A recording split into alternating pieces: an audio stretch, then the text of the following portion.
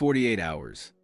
That is how long it took for the vultures to begin circling the wreckage of a season that had not even started yet. Before Caitlin Clark ever laced up a pair of Kobe's in a Fever uniform, the narrative was already written. The headlines were not about her gravity or her vision. They were about a league-wide resentment. They called her a target. They called her a product of hype that was destined to be dismantled by the grown women of the WNBA. But if you want to understand the birth of a dynasty, you have to look past the televised games. You have to look at what happened when the doors were locked and the cameras were off. The air inside the Indiana Fever practice facility in early 2024 did not smell like a fresh start. It smelled like tension. For 7 years, this franchise had been a graveyard for hope. They had been the punchline of the league, a basement dweller that had grown comfortable in the dark, and suddenly, they were thrust into a blinding, uncomfortable spotlight. In one corner, you had the old guard, veterans who had bled for this league. When the stands were empty and the paychecks were thin, they saw the private jets and the chartered flights being credited to a 22-year-old rookie from Iowa. And the resentment was a physical presence in the room. You could see it in the way they didn't offer a hand to help her up after a hard screen. You could see it in the silent, icy stares from the bench during the first week of training camp. The most dangerous narrative, however, was the one involving Kelsey Mitchell. The media vultures, the talking heads who thrive on chaos, spent weeks carving out a story of inevitable disaster. They claimed Mitchell, a scoring machine who had carried the burden of this failing franchise for years, would never defer to a rookie. They predicted a locker room divided by ego. They framed Mitchell as the jealous incumbent and Clark as the arrogant usurper. But there is a specific moment from a closed scrimmage that the public never saw. It was a Tuesday morning. The humidity was rising outside, and the intensity inside was reaching a breaking point. Caitlin Clark had just turned the ball over for the third time in 10 minutes. The transition speed of the professional game was hitting her like a freight train. She was bent over, gasping for air, the weight of 1,000 expectations pressing down on her shoulders. Across the court, a veteran guard, one of those villains. The media loves to highlight, chirp something about reality coming. The gym went silent. This was the moment the Fever was supposed to fracture. Instead, Kelsey Mitchell walked across the hardwood. She didn't look at the veteran. She didn't look at the coaching staff. She stepped directly into Clark's personal space. The tension was thick enough to choke on. The media vultures would have told you Mitchell was about to assert her dominance. They would have told you this was the beginning of the end. Mitchell leaned in and whispered 5 words that changed the trajectory of the Indiana Fever. Stop looking at the sideline.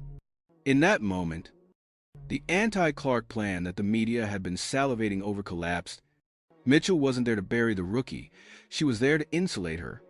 What the world saw on social media, the clips of hard fouls and the narratives of hating veterans, was only 10% of the truth. The other 90% was a calculated, brutal, and ultimately successful attempt to forge a team in a furnace of external hatred. The vultures wanted a civil war. They wanted to see the chosen one humbled by the veterans she was supposedly replacing. They ignored the fact that Mitchell and Clark were already speaking a different language, a high-velocity, telepathic brand of basketball that the rest of the league wasn't prepared to defend. This wasn't just a practice. It was a hostile takeover of the WNBA's hierarchy. The league thought they were welcoming a rookie who needed to give herself some grace. They didn't realize they were witnessing the formation of a basketball marriage that would eventually burn the status quo to the ground. While the media debated whether Clark was ready for the grown women, the women inside that gym were realizing something much more terrifying. The ghost of the Fever's losing past was being exorcised in real time. The losers were being weeded out. The egos were being checked at the door. And as the first buzzer of the season approached, the vultures circling Gainbridge Fieldhouse were about to find out that they weren't watching a victim. They were watching the beginning of the end for everyone else. To understand the magnitude of the fire that Caitlin Clark and Kelsey Mitchell were about to ignite, you have to understand the depth of the cold that preceded them. You cannot appreciate the palace without examining the ruins it was built upon. Before the sellout crowds and the record-breaking television ratings, the Indiana Fever were not just a losing team. They were a cautionary tale. They were a franchise that had become synonymous with a specific, soul-crushing brand of irrelevance. For 7 consecutive seasons, the Fever had failed to produce a winning record. We are talking about nearly 3,000 days of professional basketball, where the primary emotion inside the arena was not excitement or even anger, it was apathy. In the sports world, apathy is a more efficient killer than hatred. When people hate you, they are still watching. When they are indifferent, you are a ghost. The decay began shortly after the legendary Tamika Catchings hung up her jersey in 2016. Catchings was the sun that this entire organization orbited around. When she retired, the gravity vanished. The Fever drifted into a void of aimless rebuilding, high lottery picks that never panned out, and a revolving door of coaches who looked defeated before the first tip-off of the season. This was the inheritance of ashes. This was the environment into which Kelsey Mitchell was drafted in 2018. Imagine being one of the most prolific scorers in the history of college basketball, a woman who broke records at Ohio State with a relentless, slashing brilliance, only to be dropped into a vacuum. For years, Mitchell was an island. She was a world-class engine trapped in a chassis that was missing 3 wheels. Year after year, she poured 20, 25, 30 points into losses. She played through the silence of half-empty arenas, where you could hear the squeak of sneakers echoing off the rafters. The psychological toll of being a star on a failing team is a form of erosion. It wears down your competitive spirit until you begin to wonder if the points even matter. The media vultures who later questioned Mitchell's chemistry with Clark conveniently ignored this decade of suffering. They ignored the fact that Mitchell had earned the right to be cynical. She had seen saviors come and go. She had seen generational talents buckle under the weight of the Indiana losing streak. The city of Indianapolis, a basketball mecca that lives and breathes the game, had largely turned its back. The legacy of the 1990s Pacers and the championship-winning Fever of 2012 felt like ancient history. The franchise was drifting toward a relocation conversation that no one wanted to have out loud. This was not just a sports slump. It was a systemic collapse of an organization's identity. The front office was criticized for being too conservative. The scouting was deemed outdated. And the players were labeled as good stats. Bad team archetypes. When you lose for that long, the losing gets into the walls. It gets into the way you practice. It gets into the way you respond to a 10-0 run in the second quarter. You start to expect a collapse. You start to wait for the moment where the other team remembers they are better than you. Then came 2024. The lottery balls bounced in a way that felt like a divine intervention, or perhaps a final ultimatum from the basketball gods. The Indiana Fever were handed the #1 pick for the second year in a row. The first had been Aaliyah Boston, a powerhouse, a defensive anchor, and a literal beacon of hope. But even with Boston, the Fever were still missing the spark. They had the foundation, but they didn't have the electricity. They needed someone who didn't just want to play basketball, but someone who wanted to weaponize it. They needed a player who was so polarizing that the apathy would be incinerated instantly. When the name Caitlin Clark was officially etched onto the Indiana draft card, it wasn't just a personnel move. It was a hostile takeover of the league's narrative. But the vultures were ready. They pointed to the 7 years of decay. They pointed to the locker room full of players who had forgotten how to win. They asked, how can a 22-year-old girl from Iowa fix a house that has been rotting for a decade? They didn't realize that sometimes you don't fix a house. Sometimes you burn the old structure down so you can build a skyscraper on the scorched earth. The decay was the fuel. The years of losing were the motivation. And Kelsey Mitchell, the woman who had survived the Ashes longer than anyone else, was finally about to see the match being struck. The franchise decay wasn't a barrier to Clark's success. It was the very reason her arrival felt like an explosion. But as the hype reached a fever pitch, a darker shadow began to loom. Because in the WNBA, the transition from college icon to professional target is never smooth. And for Caitlin Clark, the inheritance of Ashes was about to include a physical and mental toll that nearly broke her before the first month was over. In the high-stakes theater of professional sports, pain is the only universal currency. But for Caitlin Clark, the debt came due faster than anyone anticipated. We have to talk about the physical toll, the 1,500 words of agony that the highlight reels conveniently edit out. The WNBA is a league defined by its physicality, a rite of passage that is often delivered via a forearm to the sternum or a shoulder to the jaw. From the moment Clark stepped onto the hardwood in a Fever jersey, she wasn't just playing against a defense. She was playing against a collective statement. The old guard wanted to see if the Golden Girl would shatter. By week 3, the injury nightmare wasn't just a possibility, it was a daily reality. Think about the sheer physics of her game. Clark's effectiveness is built on change of direction and the Logo 3 gravity that requires a lightning-fast release. To do that, your base must be perfect. But within the first month, the base began to crumble. There were the flared ribs from a collision in Connecticut. There was the chronic inflammation in the ankles from being chased over 1,000 screens a night. There was the constant, dull throb of a body that had transitioned from a 30-game college schedule to a 40-game professional gauntlet with 0 days of rest in between. This is where the vultures really began to feast. When a superstar is sidelined or clearly diminished, the vultures don't offer sympathy, they offer postmortems.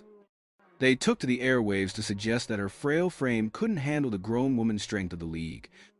They pointed to her shooting percentages, which had dipped as she struggled to jump off a compromised left foot, and called her a bust. They whispered that the Indiana Fever had traded their future for a broken toy. But the physical pain was secondary to the psychological erosion. Imagine being 22 years old, the face of a multi-billion-dollar shift in sports culture. And you are trapped in a training room, staring at a bag of ice, while the world mocks your downfall. The psychological erosion of an injury is a form of isolation. When you are hurt, you are no longer part of the we. You are an observer of your own life. Clark had to watch from the sidelines as the Fever dropped early games, the losses piling up like cordwood. Every time she winced after a layup, the cameras zoomed in. Every time she sat on the bench with a heating pad. The social media clips went viral with captions like, "Welcome to the real world." It was a systematic attempt to break her spirit. The veterans from opposing teams didn't just want to win the game. They wanted to see the light go out in her eyes. They wanted to prove that the Caitlin Clark effect was a fragile glass ornament that they could smash on the floor. The vulture attack was relentless. They framed her struggle not as a result of a historic workload or a lack of an off-season, but as a lack of toughness. They compared her to the legends of the past who never complained, ignoring the fact that those legends never faced the defensive schemes designed specifically to neutralize one person. This was the injury nightmare at its most potent, the feeling that your own body is betraying the mission. Inside the locker room, the silence was deafening. The media tried to paint a picture of teammates frustrated by the attention Clark was receiving while she was underperforming. They tried to manufacture a narrative that Aaliyah Boston and Kelsey Mitchell were tired of carrying the weight for a superstar who was physically failing. But what the vultures missed was the bond of the training room. During those dark weeks, when the bruises were turning purple and the doubts were turning into headlines, a shift occurred. Mitchell, who had played through her own share of unseen injuries in the Indiana basement, became the psychological anchor. She didn't offer platitudes. She offered the brutal truth. The league wasn't going to stop hitting her, so she had to start hitting back. The erosion stopped when Clark stopped trying to be the savior and started being a survivor. She began to play ugly, She stopped looking for the perfect shot and started looking for the foul. She turned her physical limitations into a lesson in courtcraft. If the first chapter was about the arrival and the second about the decay, the third is about the scarring. You cannot become a dynasty until you have been wounded. You cannot lead until you have sat in the training room at 2 in the morning, wondering if the pain will ever go away, and deciding that it doesn't matter if it does. The vultures were waiting for a collapse. They were waiting for the injury nightmare to end the experiment. They didn't realize that they were just watching the hardening of the steel. The Caitlin Clark that emerged from that first month of physical hell wasn't the same girl who had skipped off the stage at the draft. She was faster. She was meaner. And most importantly, she was no longer afraid of the dark. The nightmare was over. The hunt was about to begin. The vultures had grown fat on the narrative of failure. They had spent the first quarter of the season dissecting Caitlin Clark's shooting percentages, like coroners performing an autopsy. But while the media was busy pronouncing the Indiana experiment dead on arrival, something was happening behind the scenes. A mechanical evolution was taking place, a recalibration of the most dangerous weapon in the history of women's basketball. We have to talk about the 3-second window. In college, Clark had an eternity. She could stand at the logo, survey the floor, and wait for the defense to blink. In the WNBA, that window was slammed shut. The defenders were longer, the closeouts were more violent, and the traps were sophisticated. To survive, Clark didn't just need to play better. She had to reinvent the physics of her game. The mechanical overhaul began with her base. During the injury nightmare, her footwork had become heavy, a byproduct of the physical battering she was taking. But as the mid-season approached, the Fever coaching staff and Clark began a grueling process of shortening her stride. They worked on the micro-step, a lightning-fast stutter that allowed her to generate maximum torque for her jump shot in half the time. But the real revolution wasn't in the shot. It was in the vision. The media spent months obsessed with her scoring, but they missed the Clark speed system being installed in real time. We are talking about the transition from a traditional point guard mentality to a quarterback mode. Clark began to stop looking at where her teammates were and started passing to where they had to be. This is where the basketball marriage with Kelsey Mitchell began to manifest mechanically. Mitchell is one of the fastest players from baseline to baseline in the world. In the old system, she was often forced to slow down to wait for the play to develop. Clark changed the math. She started throwing touchdown passes full court. 94-foot rockets that required Mitchell to sprint at 100% velocity just to catch them. The vultures called these turnovers. They saw the balls that sailed out of bounds or off a teammate's fingertips as proof of Clark's recklessness. They didn't see the long game. They didn't see that Clark was intentionally pushing the pace to a level that the rest of the WNBA's old guard couldn't sustain. This was psychological warfare through velocity.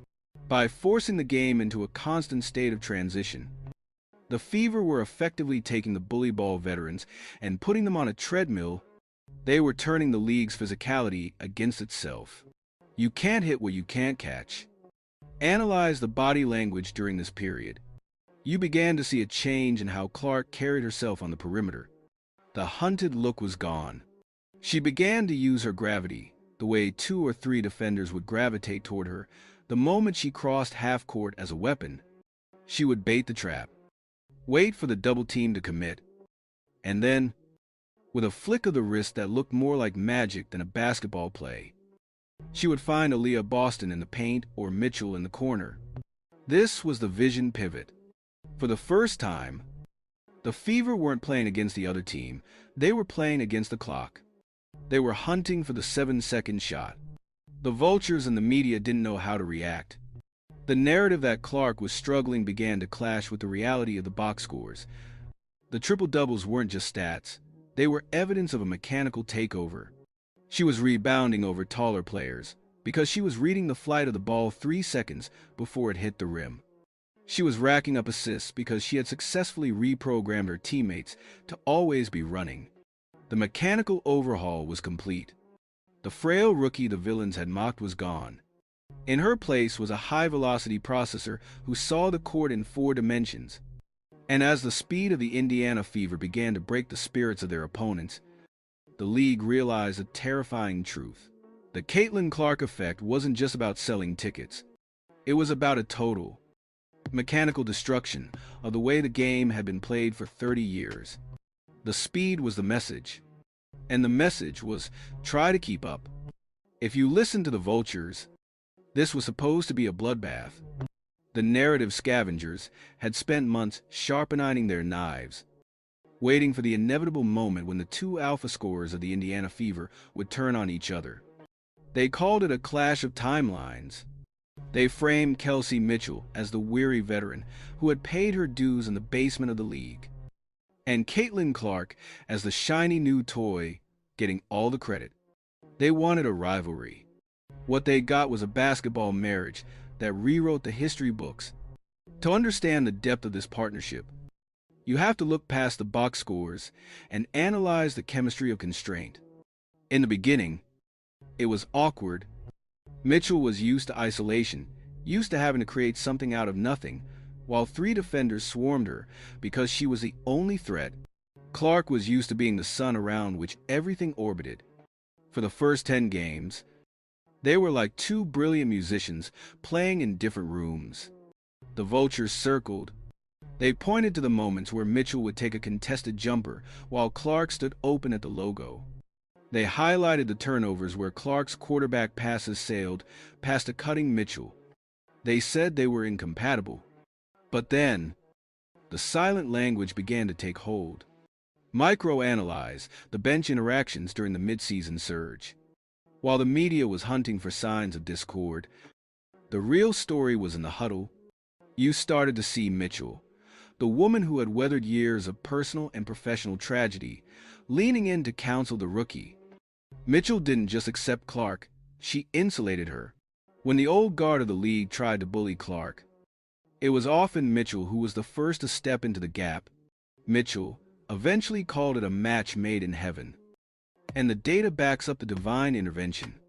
By the end of the 2024 season, they didn't just lead the team. They became the first pair of teammates in the 30-year history of the WNBA to each record over 100 made three-pointers in a single season. 100. Think about the mechanical pressure that puts on a defense. You cannot double-team Caitlin Clark when Kelsey Mitchell is lurking on the weak side. If you cheat toward Clark's logo range, Mitchell will slash to the rim with a first step that looks like it was generated in a lab. If you collapse on Mitchell's drive, she will kick it out to the greatest shooter the game has ever seen. It was a hostile takeover of the league's defensive geometry. They weren't just scoring, they were expanding the court. The media vultures had fundamentally misunderstood Kelsey Mitchell. They expected her to be threatened by the Caitlin Clark effect.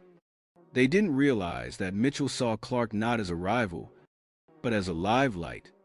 In her own words, Mitchell credited the rookie for bringing the eyes that finally shine a light on all of us. After years of playing in the shadows, Mitchell was finally getting her flowers. And she was smart enough to know that the gardener had just arrived from Iowa. By the time they reached the 2025 season, the marriage had reached a level of telepathy. They became the 10th and 11th players in league history to score at least 750 points in the same season. They were no longer just 2 players on a roster.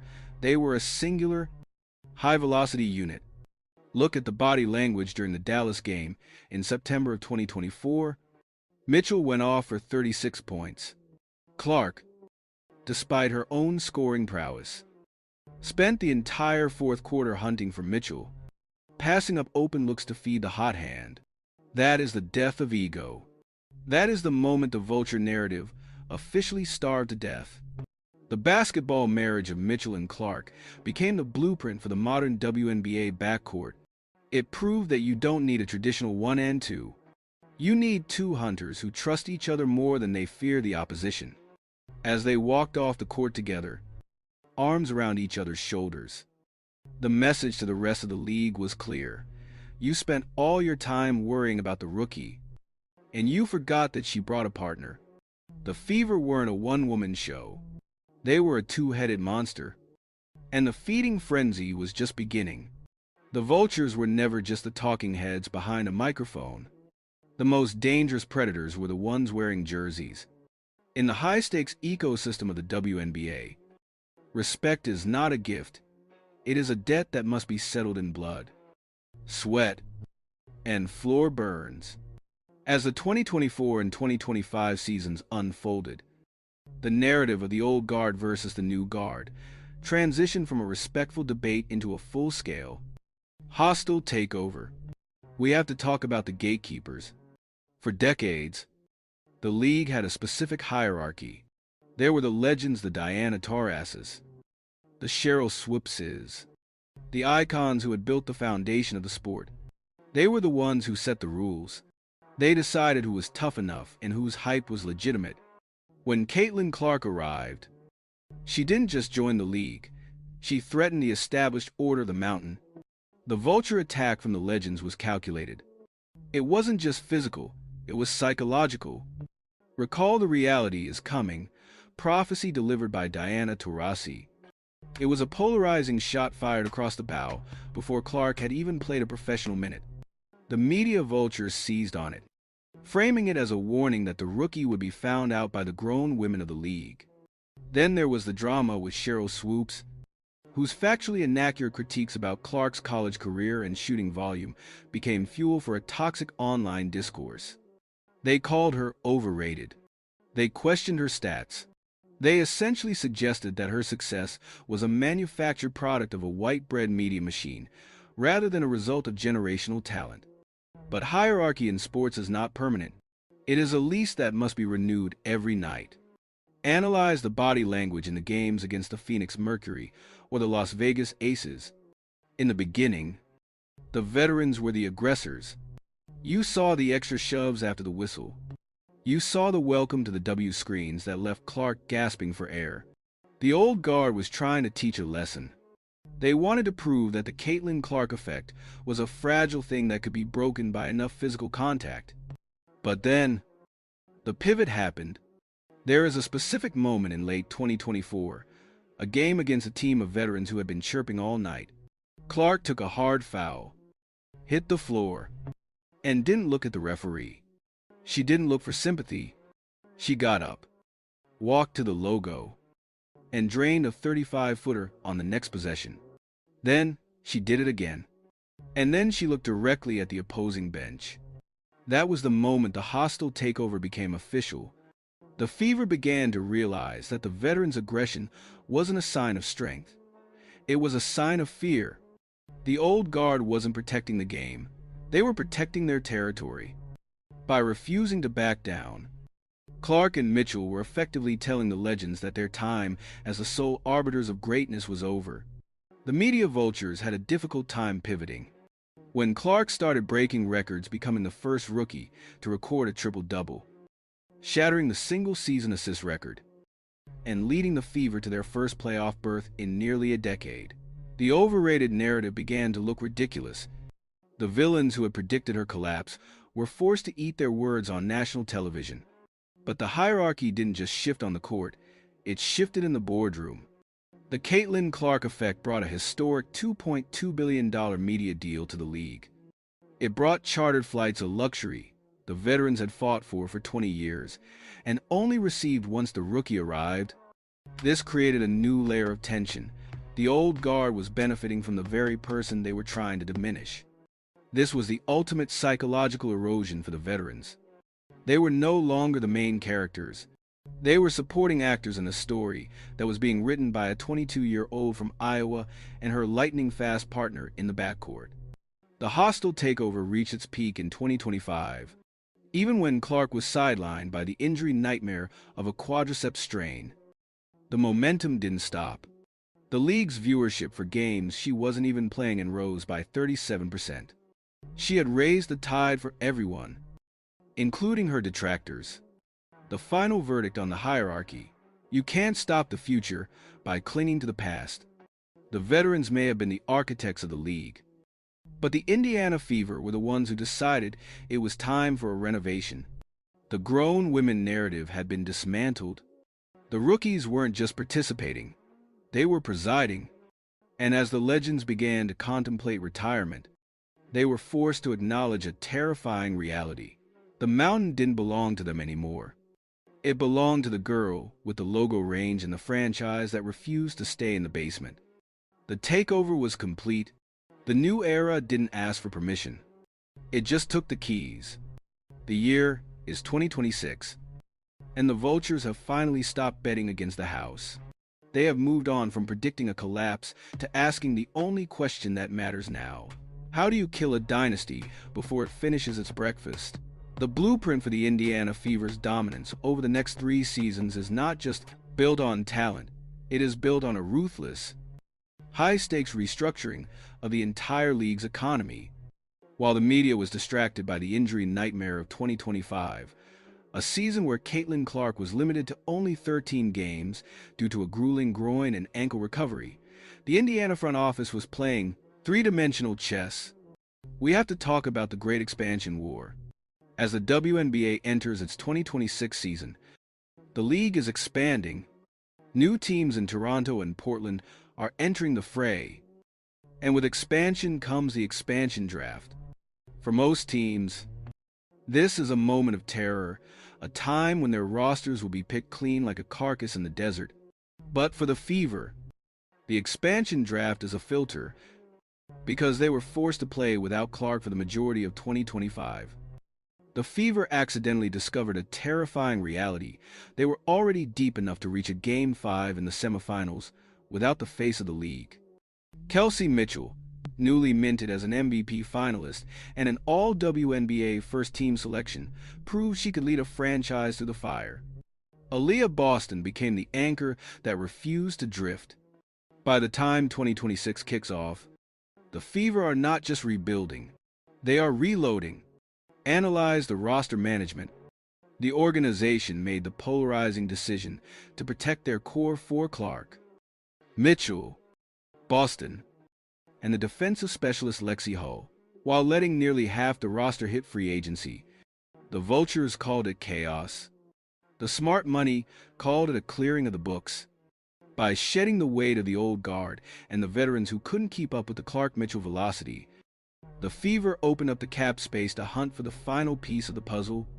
Speculation began to swirl about a big three in Indianapolis, whether it's the sharpshooting of a Sophie Cunningham or the defensive prowess of a high-tier free agent like Jackie Young. The message is the same. The Indiana Fever are no longer a feel-good story. They are an empire. The dynasty narrative of 2026 through 2028 is defined by the 3 peaks. Peak 1 is the return of the Queen, a fully healthy Caitlin Clark. Having spent the offseason of 2025 rehabilitating and training with the U.S. national team for the 2026 FIBA World Cup, is no longer the skinny rookie. She is a 24-year-old veteran with a hardened frame and a chip on her shoulder, the size of the state of Iowa. The odds makers already have her as the favorite for the 2026 MVP, and for good reason. Peak 2 is the Mitchell Supermax. By securing Kelsey Mitchell to a long-term deal, the Fever have guaranteed that the basketball marriage will remain the gold standard of backcourts for the foreseeable future. Mitchell is now the all-time leader in three-pointers for the franchise, 8th in league history, and still climbing. Peak 3 is the 2028 Olympic horizon. By the time the Los Angeles Olympics arrive, the Fever won't just be a WNBA team. They will be the backbone of Team USA. The vultures in the media, the ones who prayed for the Clark experiment to fail, now have to face the fact that they helped build this. Every overrated claim, every hostile veteran foul, and every bust headline served as the fuel for a competitive fire that is now out of control. This is the dynasty blueprint. You survive the decay. You endure the injury nightmare. You hostily take over the hierarchy, and then you slam the door shut. In 2027, the Fever won't be chasing the Las Vegas Aces or the New York Liberty. They will be chasing ghosts. They will be chasing the 2012 championship banner that has hung alone for too long. They will be chasing the status of the greatest team to ever step onto a hardwood floor. And as the city of Indianapolis prepares for a 3-year run of dominance, the likes of which it hasn't seen since the days of Reggie Miller, the rest of the league is realizing that the Caitlin Clark effect was never about a single player. It was about a total, systematic shift in the gravity of the sport. The Fever are the new sun, and everyone else is just trying to stay warm. What you see on the court is the finished product. What you see on social media is the marketing. But the truth of a dynasty is always hidden in the moments where the noise of the world is muffled by the sound of a bouncing ball in an empty gym. To understand how the Indiana Fever survived the injury nightmare of 2025 and the vulture attacks of the media, you have to look at the secret pivot, the 10% of the truth that never made it to the highlights. It was late August 2025. The vultures were at their peak. Caitlin Clark had been sidelined for 18 straight games with a groin injury that felt like it was dragging the franchise back into the darkness. The narrative was toxic. People were claiming the Fever were better without her. They were pointing to Kelsey Mitchell's career-high scoring nights as proof that Clark was a distraction rather than a cornerstone. The internet was a minefield of guilt by association and manufactured drama. Then came the closed-door confrontation. In the wake of a grueling practice session, when the trainers were wrapping ice packs and the coaching staff was reviewing tape, a meeting occurred that wasn't on the official schedule. It wasn't a team meeting. It was a collision of egos that turned into a pact of blood.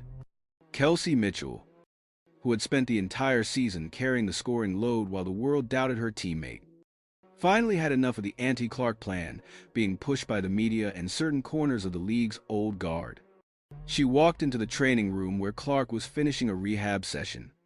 The room was silent, save for the hum of a cold plunge tank. Mitchell didn't offer a platitude. She didn't ask how the injury felt. She looked at the rookie, the woman who had been the sun of the league until her body betrayed her, and she delivered the reality check that saved the season. She told her that the league wanted her to fail.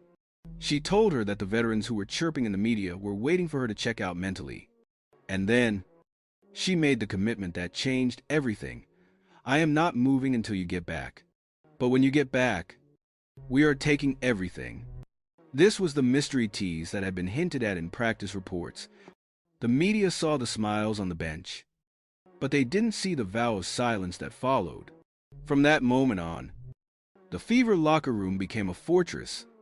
The vultures tried to drive a wedge between them, using Mitchell's sister's social media posts or Clark's shooting slumps to spark a fire. But they didn't realize the fire was already being used to forge a new hierarchy.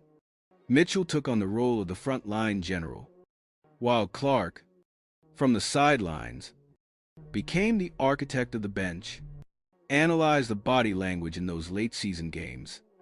You saw Clark, a 23-year-old all-star captain standing in the huddle with a clipboard, coaching the second unit.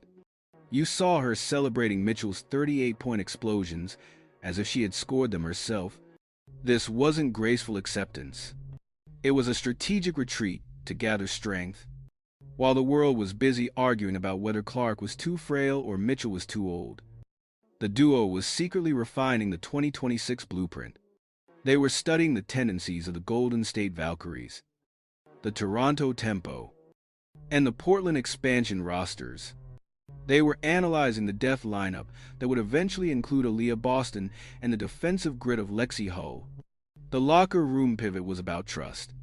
In a league where everyone was looking for a reason to tear the Fever apart, the two most important players decided to stop listening to the noise. They realized that the Caitlin Clark effect wasn't just about viewership, it was about the pressure of the spotlight. And the only way to survive that pressure was to share it.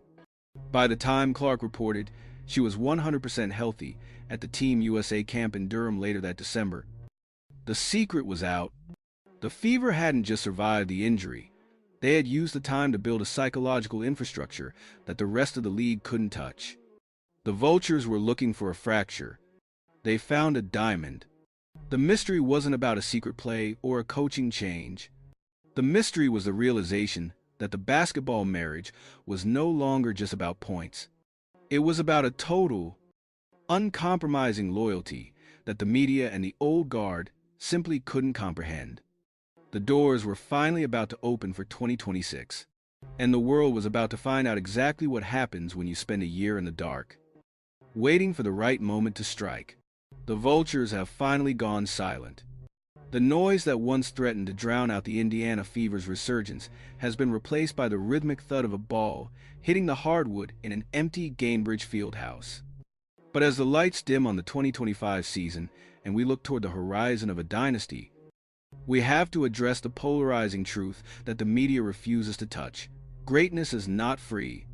It is paid for in the currency of physical erosion and the sacrifice of an entire league's status quo. We have to look at the final verdict of the Caitlin Clark era. By the end of 2025, the data was undeniable. Even if the narrative was fractured, Clark had broken the single-game assist record with 19. She had shattered the rookie scoring record with 769 points. She had become the first rookie in history to record multiple triple-doubles, but the cost was written in the medical reports. The injury nightmare wasn't a fluke. It was the inevitable result of a human body being asked to carry the weight of a multi-billion-dollar cultural shift. The vultures will tell you that the 13 games she played in 2025 were a failure. They will point to her 27% shooting from beyond the arc and call her a flash in the pan. But the micro-analysis tells a different story. In those 13 games, she averaged 8.8 assists. Even when her body was failing her, her mind was operating at a level the league hadn't seen in 30 years. And then, there is the Kelsey Mitchell factor. The basketball marriage survived the ultimate test absence. When Clark went down, Mitchell didn't just step up. She became a supernova. She led the league in three-pointers with 111. She averaged over 20 points per game and carried the Fever to the semifinals, coming within one win of the WNBA Finals. The vulture narrative that Mitchell needed Clark to be relevant was incinerated. If anything, 2025 proved that Mitchell is the bedrock upon which this dynasty is built. But as we look toward 2026, the hierarchy has been permanently altered. The retirement of Diana Taurasi in 2025 signaled the official end of the old guard's reign. The hostile takeover is no longer a headline. It is the law of the land. The Indiana Fever, once the joke of the league, are now the most scrutinized, most watched, and most feared organization in women's sports. The final verdict, however, isn't about the trophies or the triple-doubles. It's about the hostile environment that remains. The WNBA is in a state of civil war. The players' union has opted out of the collective bargaining agreement, seeking a larger slice of the $2.2 billion pie that Clark's arrival baked. The expansion teams in Toronto and Portland are circling the Fever's unprotected roster spots like sharks. The pressure to win a championship in 2026 is no longer a goal. It is a requirement. So, we are left with a polarizing question that will drive the comments for years to come. Is the Caitlin Clark effect a gift to the WNBA?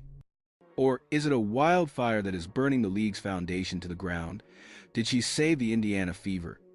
Or did she simply replace one form of decay with a more expensive, more painful version of success?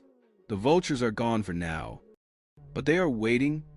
They are waiting for the next injury, the next locker room rumor, the next Miss Logo 3. Because in the world of high-stakes sports, you are only a hero until you become a dynasty.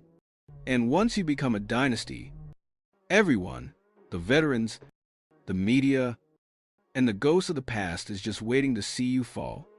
The Indiana Fever are standing at the top of the mountain. The air is thin. The ground is shaking. And the only thing we know for certain is that they didn't come this far just to look at the view. They came to own the mountain. Today is December 29, 2025. We have just lived through one of the most volatile, polarized, and high-stakes years in the history of American sports. What you have witnessed wasn't a scripted drama. It was the brutal, brilliant reality of the Indiana Fever's sophomore surge.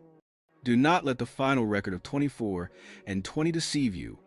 Caitlin Clark's stats this year: 16.5 points and 8.8 assists per game, do not tell the whole story. The real narrative of 2025 is written in the silence of the tunnel after a July night in Connecticut, and the grit of a roster that refused to fold when their sun was eclipsed by injury. 2025 was the year of the reality check. The Vultures had a feast this past September, when Clark officially announced she would miss the remainder of the season due to a nagging groin injury and a late-season ankle sprain. They called it the collapse of the hype. They pointed to her shooting percentages, which dipped as she played through a quad strain, and labeled her human. But while the critics were busy writing obituaries for the Fever season, a terrifying truth was emerging in Indianapolis. The Fever had become a machine. This is the final verdict that the media missed. The Indiana Fever didn't just survive 2025, they transformed. When Clark went down after just 13 games, the basketball marriage faced its ultimate test. Kelsey Mitchell, the veteran who had spent years in the basement of the league, ascended to a level of dominance that silenced every doubter. With a league-leading 111 three-pointers and 890 points, Mitchell was named an MVP finalist. She proved that the Fever weren't a one-girl show. They were a legitimate powerhouse that had learned to weaponize the gravity Clark created, even when she was standing on the bench in a tracksuit. But the cost of this ascension was steep. We are talking about the injury nightmare made flesh. 5 season-ending injuries decimated the roster. Clark, who hadn't missed a game since high school, had to face the psychological erosion of being a spectator to her own revolution. As we stand here at the end of December, the hierarchy of the WNBA has been permanently altered. The retirement of Diana Taurasi at the start of the year signaled the end of the old guard. But it was the Fever's performance in the playoffs, taking the Las Vegas Aces to a 5-game semifinal thriller, that proved the hostile takeover was complete. The franchise is now valued at nearly $400 million. They averaged over 16,000 fans per game. They are the primary reason for a landmark $2.2 billion media deal.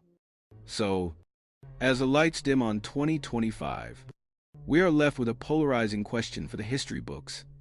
Was this year a failure because the chosen one was sidelined? Or was it the greatest success in franchise history because the team proved they could touch the sun without her? The expansion draft for 2026 is looming. The Toronto Tempo and Portland Fire are circling the roster. The Fever are protecting their core: Clark, Mitchell, Boston, and Hull, and preparing for a healthy, vengeful return to the hardwood. The Vultures are quiet for now, but the air is thin at the top of the mountain. The Indiana Fever are no longer up and coming. They are the standard. And in 2026, they won't be looking for respect. They'll be looking for the trophy that the Aces just barely kept out of their reach. The era of the rookie is over. The era of the dynasty has begun.